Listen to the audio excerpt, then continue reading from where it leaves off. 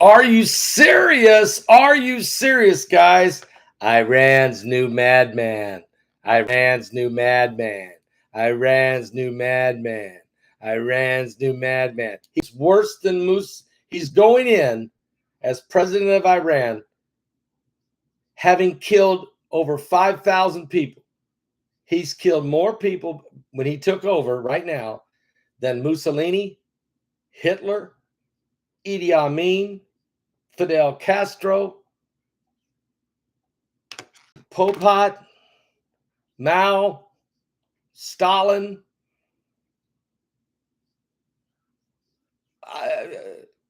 And the world sits quietly back, and we're still trying to negotiate with these guys with nuclear deal. I mean, you have the madman. Iran's madman is at hand. Okay, now let me just say this. Let me put a shout out right now, if I can, for noblegoldinvestment.com. That's www.noblegoldinvestment.com. Now, inflation isn't something we just heard about for a while. Since for 29 years, back in 1992, when George H.W. Bush and his New World Order was here, that's when we found out that we had a problem called inflation. That's big problem for all of us with food and gas and everything else going up. But it's terrible if you're planning on retiring anytime soon. You need to put an inflation dam before Iran's new madman is in the plan. Seriously, you are going to need to do something to prepare yourself, because this guy's nuts. Oh, and if you get a 401k with noblegoldinvestment.com, he will give you 1 ounce of pure silver coin. It's an actual silver proof of the Liberty coin. He'll send this to you for free. Okay, if you pick up the phone and call right now at 877-646-5347. That's 877-646-5347. Tell him Pastor Begley sent you over there, and you're wanting to diversify your 401k or your retirement funds. All right. God bless. Now, it's serious. Iran madman. He's a madman. You say, Paul, you just can't make a statement like that. Well, I'm going to, because I doubt. Matter of fact, I've already been on this morning, and they haven't even announced that this guy is the new president of Iran. Okay, he was sworn in about an hour ago.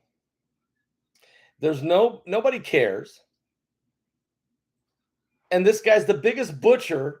That's what they call him, the butcher of Tehran. The butcher of Tehran. This guy's worse than Houday and Qusay. This guy's worse than Muammar Gaddafi. I mean, this is unbelievable. And yet we are acting like he's some kind of sophisticated, appropriate head of state that we must acknowledge. The media treated the former president of the United States way worse than they're going to treat this guy. And this guy has 5,000 dead bodies in mass graves with his name on it. I'm not afraid to say it because when a guy's a murderer, a butcher, he killed women. He killed, and what was their crimes? They were from the other. They were from the other persuasion of the Islamic faith. He is a what you call a radical Shiite, and he killed a lot of people who were on the other side. Now, let me just tell you a little bit about him, okay? Ebrahim Raisi, Iran's new president, Ebrahim Raisi, the hardline cleric. So this guy's supposed to be a holy man who became president of Iran. He was elected in June of 2021. He has been blessed by the supreme leader of Iran, the Ayatollah Ali Khamenei. And now this 60-year-old who takes office today, presented himself as the best person to combat corruption and solve the economic problems Iran has experienced under the outgoing president Hassan Rouhani. This is the best guy they got. He was previously he was presently head of the country's judiciary and has ultra-conservative political views. Many Iranians and human rights activists have pointed to his alleged role in the mass executions of political prisoners back in the 1980s when he was in his late 20s. This guy has no heart. Okay, zero heart. This regime that we're dealing with here in Iran is the apocalyptic regime of the Bible. This is the group, and this is the man, the Iran madman, who will probably bring about a combination of wars, including Ezekiel 38 and maybe even Revelation chapter 9, which is World War III, and will ultimately end up in certainly Ezekiel 38, Gog and Magog, and maybe others. This is the regime. Now, Ebrahim Raisi was born in 1960 in Mashhad, in Iran's second biggest city and home to the country's holiest Shia Muslim shrine. His father was also a cleric who died when he was only 5 years old. Raisi wears a black turban, identifying himself in Shia tradition as a descendant of the Prophet Muhammad. Now you're starting to see why he was chosen. He is a direct descendant of the Prophet Muhammad, and followed his father's footsteps and started attending seminary in the holy city of Qom at the age of 15. Now, while a student, he took part in protests against the Western-backed Shah of Iran, who was eventually toppled in 1979 in the Islamic Revolution led by the Ayatollah Ruhollah Khomeini. And here's a picture of him here he is there as he walked through the streets, fist in the air, as part of that 1979 revolution. Now, he, after the revolution, he joined the judiciary and served as a prosecutor in several cities while being trained by the Ayatollah Khomeini, who became Iran's president in 1981. Mr. Raisi became the deputy prosecutor in Tehran when he was only 25 years old. So basically what he was is the Ayatollah Khomeini's young henchman. That's what he is, the young henchman. While in that position, he served as one of 4 judges who sat on a secret tribunal set up in 1988 that came to be known as the Death Committee. This is the president of Iran, folks. This is Iran's madman. The tribunals retried thousands of prisoners already serving jail sentences for their political activities, just simply being on the other side of the political spectrum. They haven't done anything wrong. Most were just members of the leftist opposition group called the Mahadin, also known as the People's Mahadin Organization of Iran. The exact number of those who were sentenced to death by the tribunals is not known. The exact number we don't know. But human rights groups have said that it was over 5,000 men and women who were executed and buried in unmarked mass graves in what constitutes a war crimes against humanity. This guy is now the president of a country after killing 5,000 of his own citizens in secret tribunals, and he's a direct descendant of the Prophet Muhammad. Leaders of the Islamic Republic do not deny that the executions happened, but they do not discuss the details and the legality of these individual cases. Of course not, because they're a bunch of butchers. And this was in Paris, France. They were trying to remember some of the people that had been killed. So they put pictures up and put it out on the ground there where people could see. And this wasn't nearly all of them. He killed over 5,000 people, innocent people, young, innocent people, men, women, for no reason. Imagine dragging people in before this tribunal in the middle of the night, trumped up charges against them. They just simply from a different political persuasion. And you're sitting there and you're saying, put them to death, put them to death, put them to death, put them to death. Heartless. You have no soul. Okay, so Iran's new madman has no soul. Well, Raisi,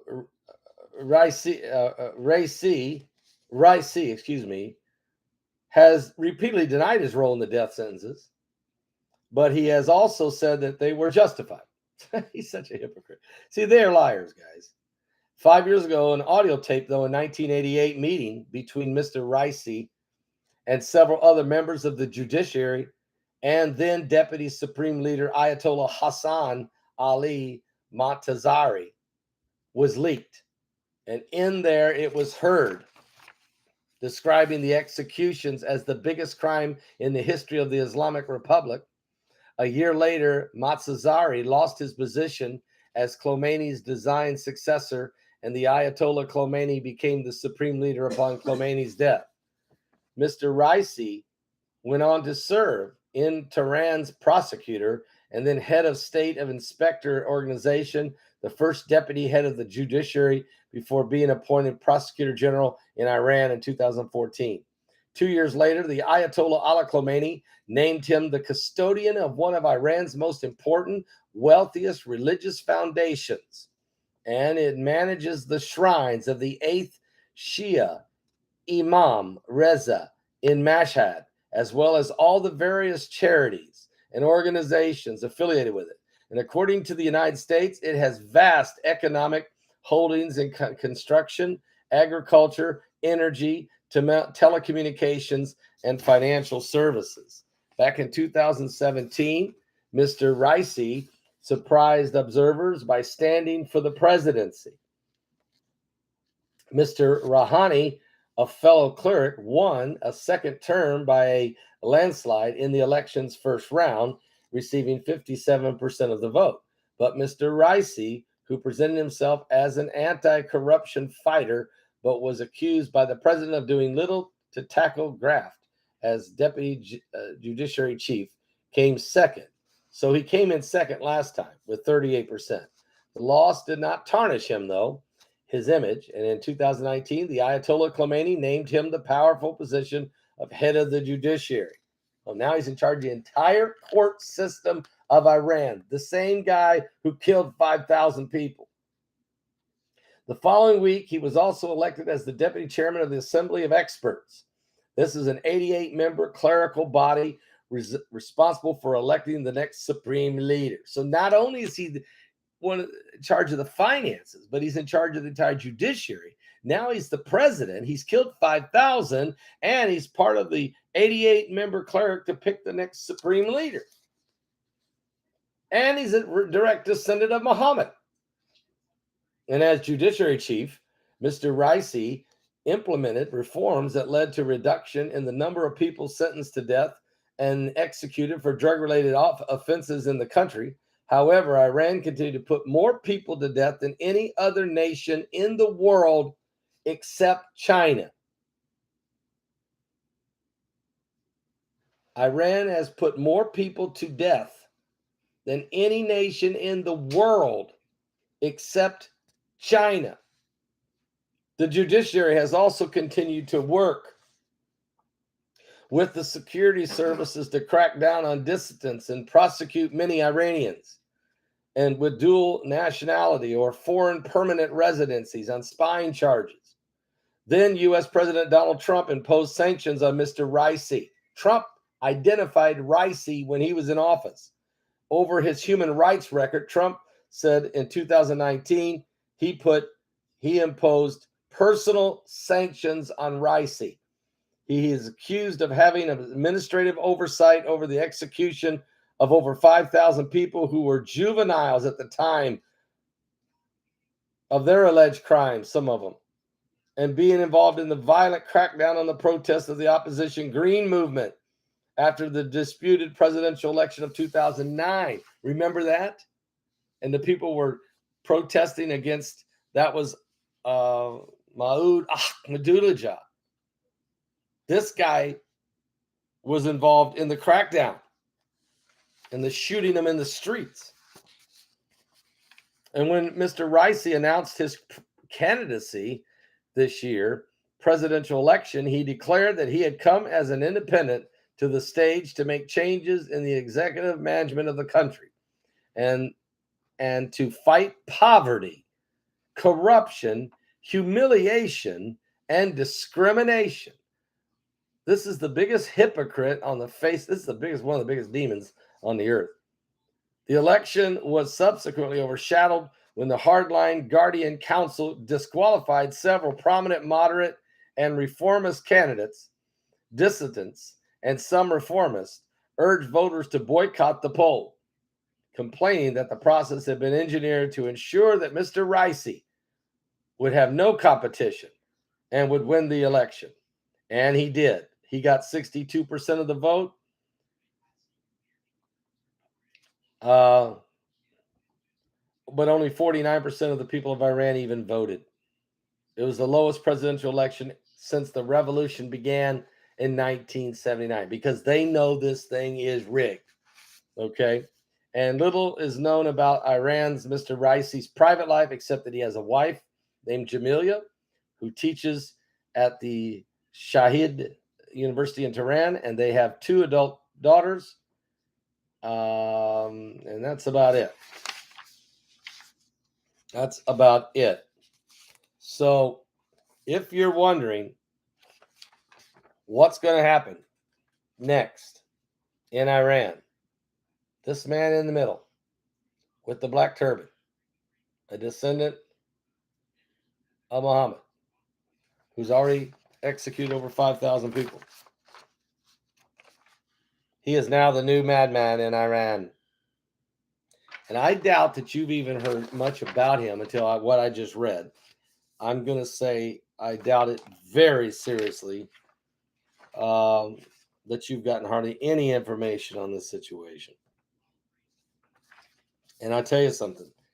This is going to be about as bad as it gets. How do you do a deal with that? Why would you want to do a deal with that? And now do you understand why the Prime Minister of Israel right now, Naftali Bennett, is so concerned about what's going on in the Middle East? Because the beast has been released in the Middle East. Give your life to Jesus Christ. Watch all of the signs of these last days. It's not the timeline, it's the sign line. And when finally the butcher of Tehran is in charge, who has repeatedly talked about the elimination of Israel as a nation, who is the henchman of the Ayatollah, who has no conscience of his own people, let alone anybody else, is in position to make a run at the Temple Mount, you are in volatile times. Now, you can read about all of this in Jeremiah chapter 49. I would keep a close eye on Damascus, where it says in Isaiah 17:1, the destruction of Damascus. And Damascus become a ruinous heap because Iran likes to store a lot of their weapons in and around the Damascus area. They're in Syria. I'm telling you, I'm giving you an urgent update. Iran's new madman is here. The beast has been released in the Middle East. I'll be back with more current world events and how they relate to biblical prophecy. Give your life to Jesus Christ and get filled with the love of God. Literally get filled with the love of God. Thank you for your prayers. Are you serious? And if you haven't got your ticket, go right now. Okay, go right now. The you can call, pick up the phone right now, and you call. You can order your ticket by phone at 765-414-2230. This is for aliens, angels, and demons. I am going to be filming my presentation today. And then I'm filming Mike from Around the World's presentation today. And then, of course, Mike from Around the World is going to join us tonight for Thursday Night Live broadcast. I want you to know that you can get your tickets right now. Go to my website at paulbegleyprophecy.com. Go there right now and get your tickets right now. The webinar begins tomorrow at 6 p.m. So basically, we are 24? We're about 30 hours away. 30 hours away. Get your tickets now. Get your tickets today. Get your tickets now, and get ready for a great webinar. Phenomenal information.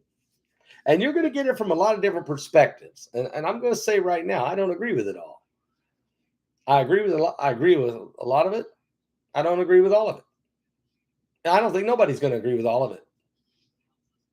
But at the same time, I think it's good to see when you have a subject like this where there's so much confusion. It's good to see what different perspectives are and then come to the realization.